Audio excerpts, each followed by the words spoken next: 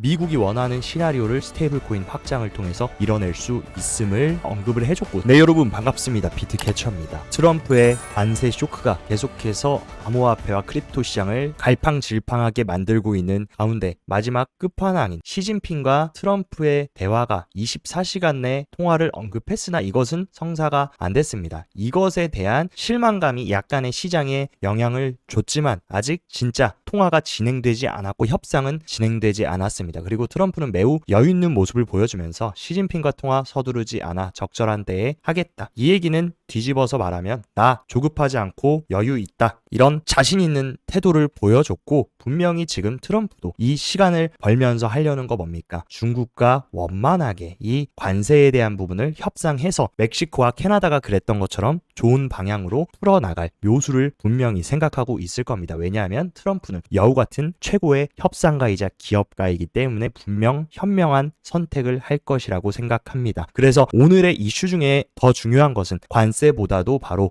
AI와 크립토 차르인 데이비드 sak스가 정식 기자회견을 진행했는데 본인 트위터에 직접 올렸습니다. 저는 트럼프 대통령이 1주차 행정명령에서 지시한 대로 디지털 자산을 지원하기 위해 트럼프 행정부와 의회가 어떻게 협력할 것인지 밝혔다 하면서 핵심적인 암호화폐 실무 그룹의 인사들까지 언급하면서 이 자리에 함께 했다라고 얘기했고, 이번 회견의 핵심 골자는 뭡니까? 가장 많은 사람들이 기대하고 있고 궁금해하는 트럼프 대통령이 우리에게 지시한 것 중 하나는 비트코인 준비금에 대한 아이디어를 평가해라. 이것이 바로 우리가 가장 먼저 검토할 사항 중에 하나다. 많은 분들이 지금 기대하고 있는 비트코인, 미국의 전략적 비축 법안에 대한 윤곽이 생각보다 빠르게 나올 수 있다라는 것을 시사해줬고, 추가적으로 얘기했던 건 뭡니까? 미국 달러의 패권과 미국채 패권을 둘 다 두 마리 토끼를 잡을 수 있는 스테이블 코인을 적극적으로 지원하고 혁신을 추진하겠다라는 발언을 했습니다. 스테이블 코인이 중요한 이유 뭡니까? 일단 스테이블 코인의 공급을 부풀리면은 실물 자산을 부풀리지 않고도 비트코인 가격도 올리면서 유동성을 흡수할 수 있다. 그러면 추가적으로 스테이블 코인 발행이 된다라고 하면 스테이블 코인 발행사들은 준비금으로 어떤 걸 보유합니까? 미국채를 보유한다. 그러면 미국채의 가격은 상승하고 미국채의 금리는 하락하면서 이런 식으로 미국이 가장 원하는 장기 금리를 내려줄 수가 있습니다. 그리고 지금 탈달러의 움직임이 가속화되고 달러가 예전과 같은 힘을 보여주지 못하는데, 스테이블 코인은 어떤 거에 패깅이 되어 있습니까? 달러의 1대1 패그가 되어 있고, 스테이블 코인이 전 세계로 확장된다라고 하면은 지금 약해지고 있는 달러의 패권이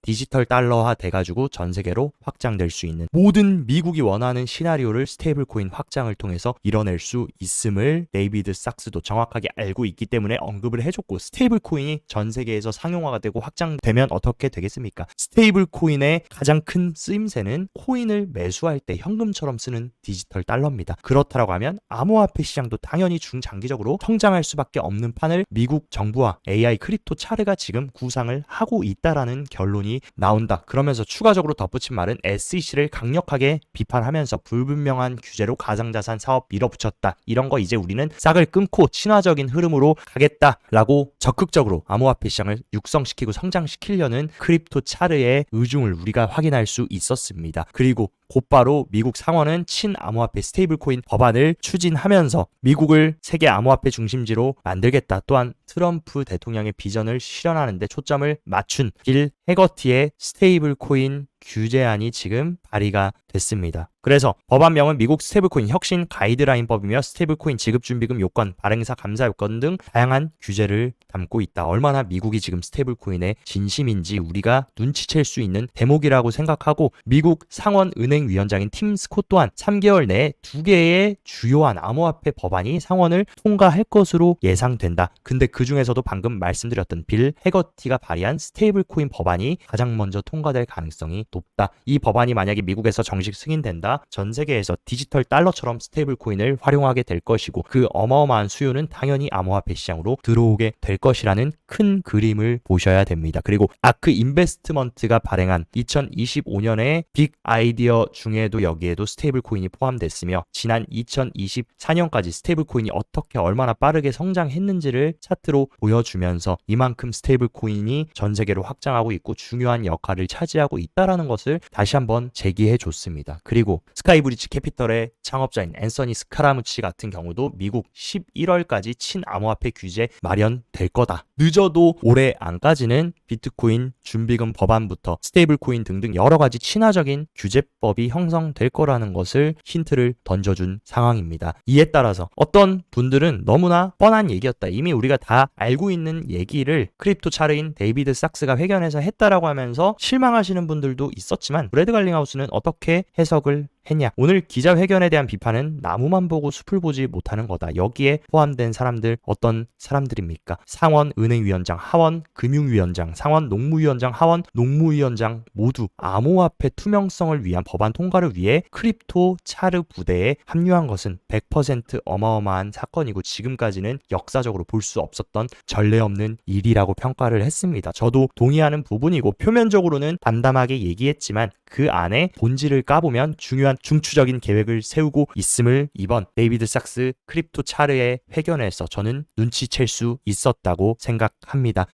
이런 흐름에 따라서 지금 오하이오 주 같은 경우는 비트코인 준비금을 조성하고 정부기관이 비트코인으로 준비금뿐만 아니라 결제 수단까지 오하이오에서는 허용할 수 있는 법안까지 발의를 한 상황이고 지금 사우스 다코다 주 같은 경우는 미국 준비금 법안을 통과시킨 미국 최초의 주가 되겠다라고 하면서 빠르게 준비금 법안을 주정부 차원에서 수용하려는 움직임이 서로 경쟁이 가속화되고 있음을 다시 한번 상기시켜 줬습니다. 그리고 뉴욕 타임즈에 따르면 미국 SEC 가상자산 규제 집행부서를 축소한다라고 하면서 이번 조치는 트럼프 행정부가 가상자산 규제를 철회하는 첫 단계, 기존에 있었던 쓸모없고 쓰레기 같은 규제 집행부서 완전히 박살 내겠다라는 것을 의미하고 그러면서 새롭게 만든 거 뭡니까? 가상자산 태스크포스는 투자자 보호와 이 블록체인 기술과 암호화폐 시장 혁신을 촉진하기 위한 정책을 만들 거다. 쓸데없는 규제하는 부서는 없애버리고 혁신을 추구하고 산업 성장시킬 수 있는 부서는 적극 밀어주는, 여기서 보더라도 이대로 시즌이 종료될지 암호화폐 시장이 규제의 탄력을 받아서 더욱더 확장될지는 너무나 명확합니다. 그리고 SEC 암호화폐 태스크포스를 이끌게 된 수장이 누구냐? 과거 크립토맘이라고 불리고 같은 편인 SEC 게리 겐슬러를 맹비난했던 헤스터 피어스가 그 자리에 위치를 하고 있습니다. 그러면서 암호화폐 자산에 대한 명확한 규제 프레임워크를 만드는데 본인이 최선을 다할 거다. 그리고 지금 SEC 위원장 직무대행을 맡고 있는 우에다는 이런 헤스터 피어스를 지원해줄 가상자산 태스크포스 임원 3인까지 임명했고 이 태스크포스는 산업과 상품선물위원회 CFTC와 긴밀한 협력을 통해 가상자산 증권분류 작업을 최우선 과제로 삼겠다. 이제 곧 명확한 가이드라인이 나올 겁니다. 암호화폐 시장을 계속해서 괴롭혔던 SEC가 발목을 붙잡았던 게 뭡니까? 코인이 증권이냐 아니면 상품이냐, 여기에 대한 이 물음표가 이제 없어지고 마침표가 땅하고 찍히는 그 시기가 바로 2025년이 될 거다. 그리고 여기에 마침표가 찍힌다라고 하면 기업들의 등록 방식 전환과 거래소 상장 상품 승인과 여러 가지 알트코인 ETF도 출시될 수 있는 명확한 규제의 가이드라인이 나오는 게 2025년입니다. 거기다가 추가적으로 어디도 뜯어고치고 있습니까? SEC와 함께 상품선물위원회 CFTC까지 집행부서 개편하면서 규제 방식 개선까지 추진한다 하면서 규제 집행 관행 개편하고 SEC와 똑같은 처분 트럼프가 철퇴 내려버리면서 과도한 권한행사 방지하고 규제 일관성과 공정성을 강화해서 신뢰성을 높이기 위한 방안, SEC와 CFTC 완전히 지금 알아치우려고 트럼프 내각은 천천히 지금 빌드업을 해나가고 있습니다. 그리고 미국 의회 또한 암호화폐 실무그룹을 만들고 공화당, 민주당 진흥책 규제 틀 논의를 하면서 초당적인 지금 친화적인 흐름을 만들려고 하는 그 시점이 지금 시기입니다. 그렇기 때문에 관세 쇼크로 비트코인 100K에서 95K, 92K 갔다라고 해서 시즌 종료다, 암호화폐 시장 끝났다가 아니라 새로운 2차 사이클이 시작될 수 있는 그 과도기가 지금 시기라고 생각하시는 것이 오히려 맞다라고 생각합니다. 이런 규제의 변화를 눈치챘는지 코인베이스는 당국의 은행 암호화폐 서비스 허용을 적극적으로 촉구하면서 실제 미국 감독청, 연준 연방예금보험공사, OCC와 페드 그리고 FDIC에 모두 서한을 보내서 기존에 있던 악법 규제를 철회할 것을 적극적으로 요청했다. 이 서신이 사실상 은행들의 암호화폐 시장에 개입하는 것을 막는 승인 절차 역할을 하고 있다라고 비난하면서 빨리 친화적인 스탠스로 돌아서라고 중요한 정부 기관에도 요청을 하고 있는 상황입니다. 이런 흐름에 따라서 뉴욕증권거래소 또한 미국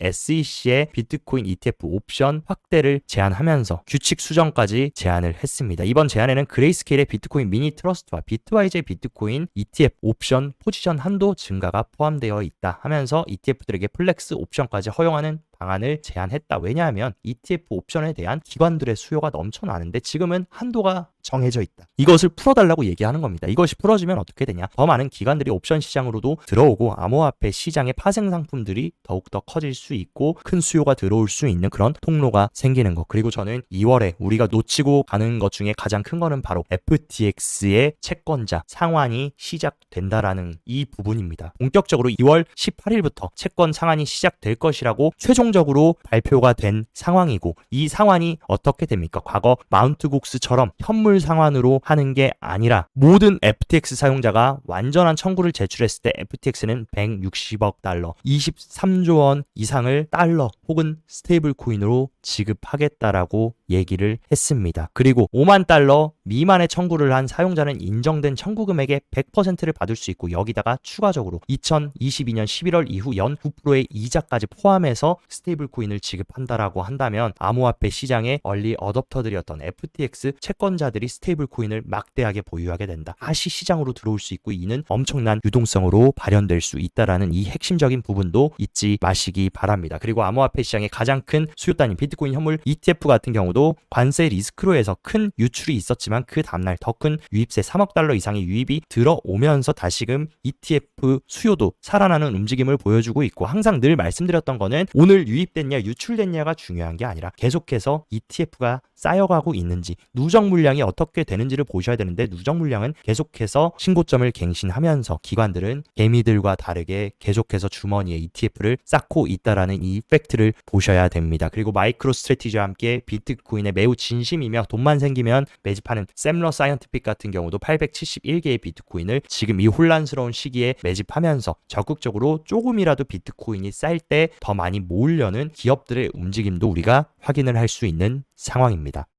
몇 가지 온체인 데이터의 흐름도 한번 체크를 해보면 시장은 불안하고 변동성이 있고 혼란스럽지만 지난 6시간 동안 테더와 그리고 USDC 발행사 서클에서 어마어마한 스테이블 코인이 지금 발행되고 있다라고 소식이 들리고 있습니다. 그리고 또한 거래소로 USDC가 지금 과거 전례 없는 수준만큼 어마어마하게 이번 조정 때 유입이 됐다. 스테이블 코인을 거래소에 넣는 이유는 뭡니까? 매수를 하기 위함이 굉장히 큽니다. 그렇기 때문에 이런 미국발 스테이블 코인이 어마어마하게 이번 조정에 들어왔다라는 거. 누군가는 어마어마한 바이더 개미들이 던질 때 누군가는 강력한 저가 매수를 하려는 지금 패턴이 지속적으로 확인이 되고 있습니다. 그리고 미국발 스테이블 코인 그리고 리플의 스테이블 코인인 RLUSD 같은 경우도 지금 어마어마한 트랜잭션 카운트가 발생하면서 빠른 속도로 성장하고 있고 리플 생태계 또한 이 리플 스테이블 코인으로 어마어마하게 성장하고 있는 이 팩트를 보셔야 됩니다. 그리고 스테이블 코인의 월간 주소수의 성장률 또한 계속해서 올라가면서 비트코인 가격은 흔들리고 횡보하고 지지부진하고 있어도 스테이블 코인 주소는 늘어나고 있다. 시장의 유동성은 계속해서 주입되고 있다라는 팩트를 스테이블 코인 온체인 데이터들이 우리한테 증명을 하고 있습니다. 그리고 현재는 지금 비트코인 투자자들의 실현 손익이 이런 식으로 굉장히 크게 줄어들었다. 그 얘기는 과거에 이런 조정장 패턴에서 보였던 게 실현 손익이 줄어든 이후에 다시금 강력한 반등이 나오면서 상승 랠리를 보여줬습니다. 지금 자리도 이런 식으로 실현 손익이 많이 줄었다는 거. 투심이 위축됐고 시장이 다시금 공포의 장으로 들어왔다. 그 얘기는 뒤집어서 말하면 기회가 다가오고 있음을 우리한테 얘기해주고 있고 1개월 미만의 비트코인 홀더들 그러니까 단기 홀더들의 실현 가격이 이 파란색 선입니다. 근데 이 실현 가격 아래로 비트코인 가격이 내려갔을 때가 스마트 좋은 바이더딥 구간이라는 것을 보여주는 온체인 데이터인데 지금 또다시 초록색으로 들어오면서 단기 홀더의 실현 가격보다 비트코인 가격이 하회를 하고 있다. 언제나 이 가격대는 지나고 나면은 굉장히 좋은 바이더딥 매수 구간이었다라는 거. 지금도 기회가 될 수 있음을 있음을 시사해주고 있습니다. 그리고 많은 분들이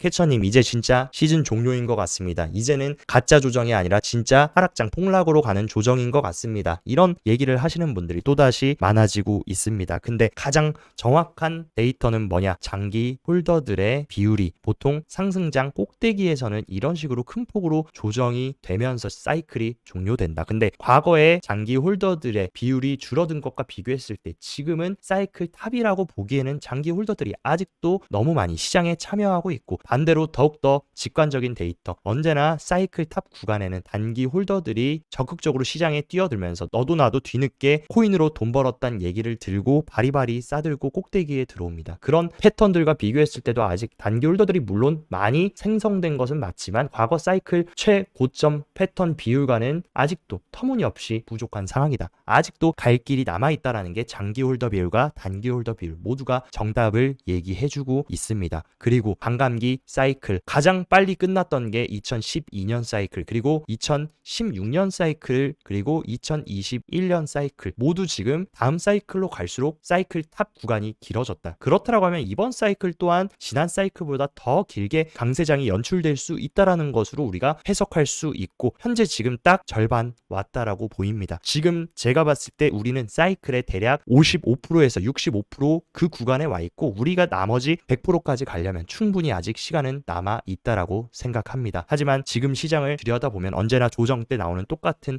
패턴, 조금 빠지면 폭락장이다, 조금 오르면 불장이다 하면서 계속해서 일희일비를 하면서 반복을 합니다. 이렇게 계속 똑같은 차트만 보고 조금 오르면 불장이다, 조금 빠지면 시즌 종료다를 해버리시면 변동성이 큰 이 암호화폐 시장 절대로 끝까지 살아남을 수도 없고 마지막 최종 결승선까지 갈 수 없습니다. 그렇기 때문에 이렇게 일희일비할 게 아니라 이 시장 산업의 성장을 믿고 본질을 믿고 펀더멘탈을 믿고 여러분들이 중심을 딱 잡고 땅바닥에 두 다리 붙이고 암호화폐 시장의 성장과 미래 가치를 믿으신다면 지금을 잘 견뎌내시고 극복해 내셨으면 좋겠습니다. 오늘 영상도 시청 진심으로 감사드리고, 영상 도움되셨다 하시면 좋아요, 구독 눌러주시고, 더 자세한 투자 전략 궁금하다 하시면 영상 하단 고정 댓글에 제가 운영하는 크립토 시황 정보방 활짝 열어놨으니까 이쪽에서 시황도 잘 체크하시면서 성공적인 크립토 투자 계속 이어가시기 바랍니다. 오늘도 시청 진심으로 감사드리고 여기까지 비트캐쳐였습니다.